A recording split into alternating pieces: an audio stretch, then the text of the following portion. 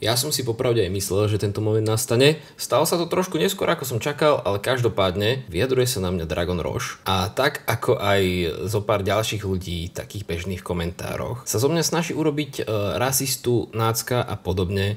Čiže pre mňa to znamená jediné, a to nový content. Takže k tým 4 storkám, ktoré na mňa tento chalanisko nahral, kde sa o mne veľmi pekne vyjadroval, tak by som to veľmi rád takto rozobral na video. Vysvetlil to ľuďom, ktorí ma sledujú, ale primárne jemu, primárne tebe, Dragonko, aby si možno pochopil tie veci, ktoré som v tom videu, ktoré si takto vehementne skritizoval, nejako lepšie pochopil. Konkrétne jeho reakciu na mňa vyvolalo video, kde som sa vyjadril k tomu, že sa oznámili plány, teda teoretická možnosť na to, že v hranom spracovaní klasickej disneyovskej rozprávky Herkules z roku 1998, ak sa nemýlim, bude Herkula hrať Michael B. Jordan. A vidíme tu podobnosť týchto dvoch postav a ja som tomu venoval celé videjko, kde som si myslel, že som zahrnul všetky dôležité veci, prečo a ako toto vidím, že to úplne asi není šťastná voľba a Dragonovi sa to nepáčilo, čiže poďme si pozrieť, ako sa k tomu vyjadril a ja tie jeho vyjadrenia doplním tak, aby som do toho vrhol možno trošku viacej svetla. Poďme na to. Pozeral som TikTok takého blázna, on sa volá, že Stano Fatul, alebo kto. Tak... Hneď to zastavím. Ideš argumentovať, aby si typujem, že nejako upratal veci alebo jednoducho spravil nejako poriadky a začneš svoje vyjadrenie urážkou. To strašne cením. On vyzerá jak ja, len je plešatý. Takto by som povedal. Vyzerám jak ty, len som plešatý? Kamarát, na nás není absolútne nič spoločné, okrem... A má také čierne rámy okuliarov. Okrem tých okuliarov a ešte aj v nich sme si rozdielni tým, že ty máš dioptrie tak cca 15,5, že ti to 4-krát zväčšuje oči. Ešte aj v tej jednej veci, ktorej si našiel nejakú podobnosť medzi tebou a mnou, ešte aj v tej sme odlišní. A s takýmto vnímaním sveta ideš posudzovať moje video. To je veľká halus. No a on mi raz napísal, že som debil, hej. A ja si takéto veci beriem velice osobne. Velice. Jeden jediný krát som Dragonovi napísal komentár. Jeden jediný krát. A vieš, aký to komentár bol?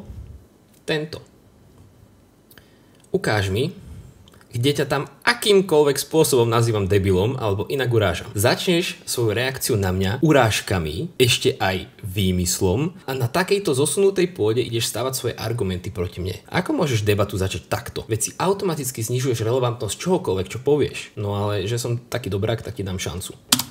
A keď som si potom pozrel tú jeho, povedzme, nazvime to, že vtip, ktorá sa akože skrýva za tvorbu, tak grcám. Lebo odkedy už proste non-stop aj normálny človek, čo si myslí, že je konzervatívec, má potrebu robiť Nazi pipeline non-stop.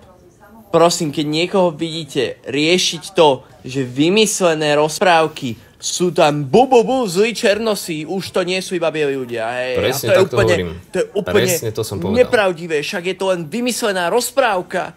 Herkules a čierny. Grcám, on je strašný debil, nemám ho lebo... Jediný, kto v tejto situácii nadáva do debilov, si kamarát ty. Ja si dávam veľmi pozor na to, že čokoľvek, čo hovorím vo svojich videách, by malo byť konštruktívne. Alebo sranda. A v oboch prípadoch je podľa mňa veľmi jasné, keď si tie moje videá pozrieš, že čo z toho je čo. Ak si pochopil moje video o tom Herkulovi, že zlí černosí, ja normálne neviem, že či vôbec má zmysel argumentovať viacej, než už bolo povedané v tom videu. V živote nikdy som sa ani len nezamyslel nad tým, že by mi vadil niekto inej rasy. Ale že vôbec mi to že nenapadlo, že v hociakej situácii. A to bôžne v situácii, kde proste Michael B. Jordan, ja to v tom videu na YouTube hovorím, je jeden z mojich najobľúbenejších hercov. Proste mám ho rád v Creedovi, mám ho rád v Black Pantherovi a proste si ho idem. A toto video nemalo absolútne nič spoločné, že mi vadí Michael B. Jordan. Ja som si iba vzal, že keď ide filmové štúdio adaptovať nejaký už známy príbeh podľa nejakej predlohy, tak každý fanúšik tej predlohy očakáva, že tá adaptácia sa bude snažiť čo najviac podobať na tú predlohu. Je to úplne logický proces, hoci akej fanbase si len zmyslíš. Či už sú to knižky, filmy, videohry, seriály, je to fakt všade. A proste keď už chceš doručiť ten film, aby si potešil tých fanúšikov, tak proste každá ďalšia podobnosť, čo sa ti podarí hodnoverne napodobniť, tak jednoducho tým fanúšikom vidieš v ústretí a dostaneš za to pozitívne spätné reakcie. Ale proste pri oznámoch, ako je tento, že je možné, zatiaľ to nie je potvrdené, nie je iba možné, že Michael B. Jordan by hral Herkula, toho konkrétneho Herkula z tej konkrétnej rozprávky animovanej, tak je to doplňanie kvót, absolútne do očí bijúce. Je to určite aj snaha o nejaký ten marketing, lebo je jasné, že to ľudia budú riešiť takisto, ako som to riešil ja. A za tretie, ono to nie je problém. Ono to nie je vec, ktorá by mi brala spánok a ja by som chodil nadurdený po byte, že Ježiši Kriste, jak sa moc hnevám na toho Michaela B. Jordana, že bude Herkules. Joj, je to iba 8-minútové video, kde poviem svoj názor na danú vec a tieto veci ja proste ako rozprávky, filmy, knižky, ja si to idem. A prečo by som sa k tomu nevyjadril? Ty sa so svojimi kamošmi nebavíš o filmoch, ktoré si videl? Ja nedisujem Michaela B. Jordana a už vôbec nie Černochov ako takých. Ja disujem rozhodnutie toho štúdia na silu meniť tú pôvodnú predlohu. A je jedno, že tá súvislosť tam nie je historická. Ja sa bavím o tom, že toto je predloha, toto je jej nová podoba. Prečo v tej novej dobe, v ktorej žijeme, a teda by to malo byť jedno, prečo sa to deje, keď je to úplne na silu? Halus v tomto konkrétnom prípade je, že by som spomenul film Fantastická štvorka z roku 2015. Tento film bol strašný, získal zlé recenzie a paradoxne v ňom hral práve Michael B. Jordan. Ten v tomto filme hral Johnnyho Storma, teda ľudskú faklu, ako sa to povie po slovensky. Johnny Storm a Susan Storm sú podľa komiksov súrodenci. A v tomto filme je z Johnnyho Černoch, čo je opäť iba doplnenie nejakej kvóty, ktorá je zbytočná a zároveň to ešte priamo mení aj tú predlohu, len aby to nejakým spôsobom bolo funkčné. Že zrazu nie sú súrodenci, zrazu sú nevlastný brat a nevlastná sestra. Aby sa to proste nejakým spôsobom dalo vysvetliť rozumne. A to neznamená, že ten film bol zlý kvôli tomu, že tam vymenili rasu jednej z hlavných postav a že zhodou okolností to bol zrovna Michael B. Jordan. Ten film je zlý kvôli úplne iným veciam, ale proste jeden z tých mojich pointov v tom videu bol, že tieto veci idú ako keby na úkor proste skutočným kvalitám tých výtvorov. Že okej, síce si tu dáme záležať, aby sme splnili nejaké kvóty, ktoré nikoho nezaujímajú v skutočnosti, ale zároveň nám ujdu o dosť podstatnejšie veci, kvôli ktorým sú potom výsledky zlé. Nemusí to byť priama súvislosť, len je to dosť paradox. Aj keby tá popoluška bola, ja neviem, napríklad, že Azíčanka, hej, alebo Černoška, to je jedno, hoci kto, tak však to je jedno, ne? Však ide o ten úžasný príbeh a tú myšlienku, akú tá popoluška má. Však je jedno, že či tam bude, ja neviem, oný alebo ono. A teraz, že, ale však tu ide pod... Jasné, že to je jedno, je to stále iba film. A nikto to, a ja už vôbec neprezentuje, že to je nejaký spoločenský problém alebo dačo, čo by sa malo riešiť. Je to iba video, kde sa k tomu vyjadrím. Ty sa takisto určite vyjadruješ denne k veciam, ktoré sú absolútne nepodstatné. Robí to každý, ale ty sa teraz cítiš ako nejaký rozhodca a ideš určovať, že o tomto sa môže hovoriť, o tomto nie. Veď sa bavme na úrovni, ale nezatvárajme oči zbytočne proste pred bežnými vecami, ktoré sa dejú a nie sú zlé. Lebo kebyže som chuj a vyslovene tu idem kritizovať rasu, pochopím, ale takto to žiaľ nedáva zmysel. A na základe tvojich súvislostí, ktoré si pospájal, si pán potom začal súdiť. Na základe tvojich súvislostí, nie na základe toho, čo som ja reálne povedal. Neviem, či si pozrel iba ten jeden TikTok, alebo si pozrel celé to video na YouTube. Ale napríklad aj v tom, že vymyslené postavy a blablabla, že ide o príbeh, súhlasím. Herkules s Dwaynom Johnsonom. Ani by ma nenapadlo riešiť tam otázku farby pleti, pretože tvorcovia tohto filmu si zobrali Herkula ako postavu, nie toho z animáku od Disneyho. Zobrali si Herkula ako postavu a priniesli proste ten originálny príbeh v spracovaní, ktoré bolo nové. Nikto s tým nemal problém, že zrazu je čierny Herkules. Tam je ten rozdiel proste, že keď chceš priniesť už naozaj tých tmavších hercov alebo podobne, že chceš už nejako, povedzme, plniť tieto kvóty, alebo ako to povedať, tak dá sa to urobiť tak, že sú všetci spokojní. Takisto aj pri Milesovi Moralesovi. V živote by ma nenapadlo riešiť, že čierny Spider-Man, pretože oni nespravili čierneho Petera Parkera, aby splnili nejakú kvótu. Oni priniesli novú postavu, ktorú všetci milujú. Chápeš ten rozdiel? Proste až ma zaráža, že takéto očividné veci treba vysvetľovať. A proste v súčasnosti mám pocit, že čoraz viac si treba čoraz očividnejšie veci vysvetľovať. Lebo vznikajú konflikty úplne zbytočne. Lebo ty si ani nemôžeš začrieť do témy, ktorá je nejakým spôsobom citlivá. Aj keď vlastne nehovoríš nič zlé. Lebo ja som nič zlé nepovedal. Ani na Michaela B. Jordana, ani na teba, kamarát. Poďme ďalej. Do nejakých historických reálí, ale však je to len rozprávka, ktorá bola napísaná, neviem, v roku 1600 alebo čo. No a však tak proste čas sa hýbe, mení sa, proste sa menia konštanty, tak tam môže byť niekto iný, prečo by to furt muselo byť všetko biele? Nemusí byť všade všetko biele, len proste to, čo funguje, neopravuj. Je to úplne jednoduché. Proste potom príde feedback od ľudí. Lebo keď očakávaš niečo konkrétne, tak to tak očakávaš, ako to bolo vytvorené a jednoducho nemôžeš povedať, že joj, toto by som si predstavoval radšej inak, lebo posledných 20 rokov tú postavu poznám takto. Mení sa doba? OK. Chceš tam vidieť viac čiernych postav? OK. Vytvor ich. Keď budú dobré, budem ich mať rád. Je to tak jednoduché. A proste to, že je to historické alebo není historické, OK. V historických súvislostiach by ako keby ten môj hnev bol istým spôsobom opodstatnenejší a kvázi si myslím, že by si človek mohol dovoliť byť aj ostrejší voči takýmto zmenám, lebo reálne niekto začne ignorovať históriu kvôli týmto kvótam, čo sa tiež deje. Alebo keď napríklad, že Batman by bol černou, tak som si úplne vedomý toho, že strašne ale však to tak není úplne to, však je to jedno, však je to vymyslené do piče. Mne to neberie spánok, ani nikomu z fanúšikov to neberie spánok. Ale proste, keď máš raz niečo obľúbené, tak to ideš riešiť. Len tak, že proste deje sa, ty na to reaguješ. Ako bežne ľudia robia. Ak z toho nerobíš vedu, čo ja som nerobil, len ty to tak prezentuješ, tak je to úplne ok. Ale že úplne ok. Keď môže byť Ježiško stále všade biely, aj keď určite hen tak nevyzeral, tak prečo by nemohol byť kokos, ja neviem, Herkules černou, však čo je na... Ale môj najobľúbenejší žáner... Absolútne ma Ježiško nezaujíma. Vôbec. Ja, ako fanúšik rozprávok Disney, sa mi nepáči, že sa rozhodli moju obľúbenú Jak presne si ma napodobnil, bratu? Postavu Herkulesa, ktorú rozprávku, ktorá vyšla XY rokov dozadu a je to mýtus, hej, grécky, bla bla bla, že teraz by to hral Černoch, lebo tak to nebolo v tom originále. Si normálny, však to je úplne jedno, hej. A potom títo ľudia budú proste obraňovať do nekonečna rozprávky československej, ktoré vyšli za normalizácie, hej, že to je proste úplná klasika, hej, že to...